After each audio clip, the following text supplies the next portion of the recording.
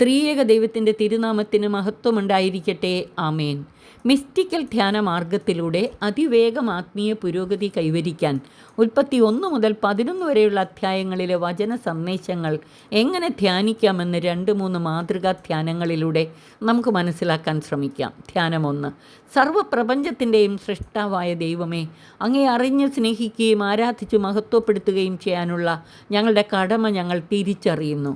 മനുഷ്യകുലത്തോടും പ്രപഞ്ചം മുഴുവനോടും ചേർന്ന് മഹോന്നതനെ അങ്ങയെ ഞാൻ ആരാധിക്കുന്നു.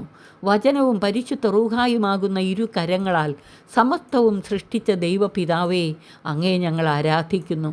രൂപരഹിതമായവയെ രൂപപ്പെടുത്തുകയും ശൂന്യതയെ നിറയ്ക്കുകയും വചനത്തിൻ്റെ പ്രവൃത്തികൾ ഞങ്ങളിൽ ആരംഭിക്കുകയും പൂർത്തിയാക്കുകയും ചെയ്യുന്ന പരിശുദ്ധ റൂഹാ തമ്പുരാനെ, അങ്ങയെ ഞങ്ങൾ ആരാധിക്കുന്നു. ഞങ്ങളിലെ രൂപരഹിതമായ അവസ്ഥകളെ രൂപപ്പെടുത്തുകയും ശൂന്യതയെ അങ്ങയുടെ നിറവാൽ നികത്തുകയും വചനത്തിൻ്റെ പ്രവൃത്തികൾ ഞങ്ങളിൽ നിർവഹിക്കുകയും ചെയ്യണമേ. നിത്യപ്രകാശമായ വചനമായ പുത്രൻ തമ്പുരാനെ, അങ്ങയെ ഞങ്ങൾ ആരാധിക്കുന്നു. ഞങ്ങളിലെ ഇരുളകറ്റി അങ്ങയുടെ ദിവ്യപ്രകാശത്താൽ ഞങ്ങളെ പ്രക്ഷോഭിതരാക്കണമേ.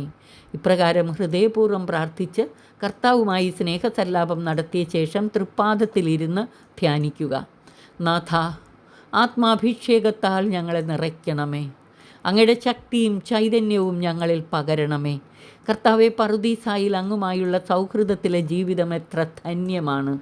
ആ സൗഭാഗ്യം എത്ര അമൂല്യവും അനുഗ്രഹീതവുമാണ്. പാപം മൂലം അത് നഷ്ടമാക്കിയെങ്കിലും ക്രിസ്തുവിൻ്റെ ശരീരമായ സഭയുടെ കൂദാശകളിലൂടെ, പ്രത്യേകിച്ച് പരിശുദ്ധ കുർബാനയിലൂടെ അതിനേക്കാൾ വലിയ സൗഭാഗ്യം അങ്ങ് ഞങ്ങൾക്ക് നൽകി.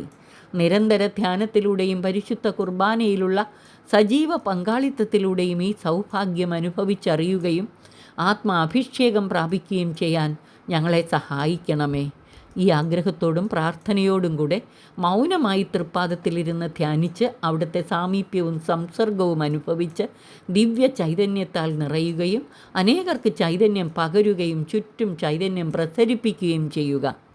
കർത്താവേ, അങ്ങ് മനുഷ്യനെ സ്വന്തം ഛായയിൽ സൃഷ്ടിച്ച് അങ്ങയോടുകൂടെ പാർപ്പിച്ചത് മനുഷ്യൻ അങ്ങയുടെ സാന്നിധ്യത്തിലും സഹവാസത്തിലുമായിരുന്നു കൊണ്ട് ജീവൻ്റെ സമൃദ്ധിയിലേക്ക് വളരുകയും പ്രപഞ്ചത്തെ മുഴുവൻ ദൈവത്തിൻ്റെ സ്നേഹവലയത്തിലാക്കുകയും തിന്മയെ കീഴടക്കുകയും ചെയ്യാൻ വേണ്ടിയാണല്ലോ.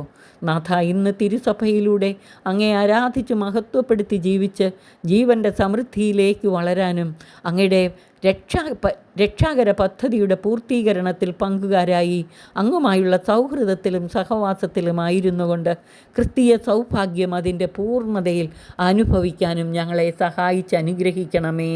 ആമേൻ.